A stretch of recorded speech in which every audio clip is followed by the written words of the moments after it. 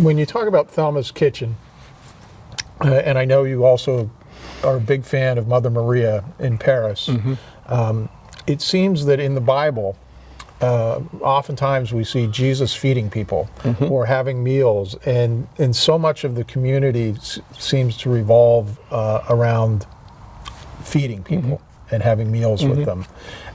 Can you talk about A, why that's a good thing evangelically, and B, what it is about that brings people together in a service? I think that this brings to mind a Zoom class I've been teaching, in which we were close to the time of Holy Week, talking about the different events of Holy Week. And we came to Holy Thursday and to the Lord's Supper, the Last Supper. And somebody in the class said, I guess that was the first time that Jesus ever gathered his disciples together, and that's why he made it the time when he instituted the Eucharist, and some even say the priesthood.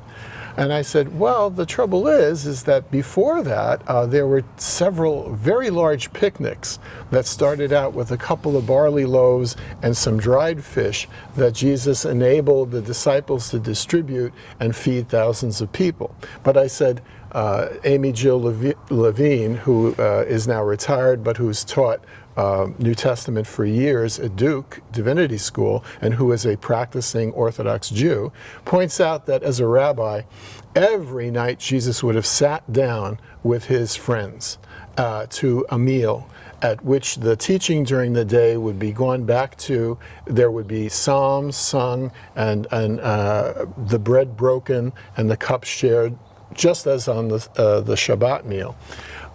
Well, Jesus was doing that throughout his entire ministry. Rabbi Jesus was doing that. And I think that that's the deeper reason, which some of the ancient church authors have pointed out, that the Eucharist is at the center of our life. Not just because it's the body and blood of the Lord, of course that, but it's because it's a meal of communion. It's communion with Christ and with the Father and the Spirit, but it's also communion with each other. And therefore also communion with everyone around us. And I think at a place like Reconciliation Services and Thelma's Kitchen, it's almost as if you don't need to put candles on the altar. The altar is already, the tables there are already blessed by the Spirit and the presence of Christ, and people feeding one another and feeding those who can't afford to feed themselves. Well, and it's hard to sit down to a meal with somebody and not get to know them. Exactly.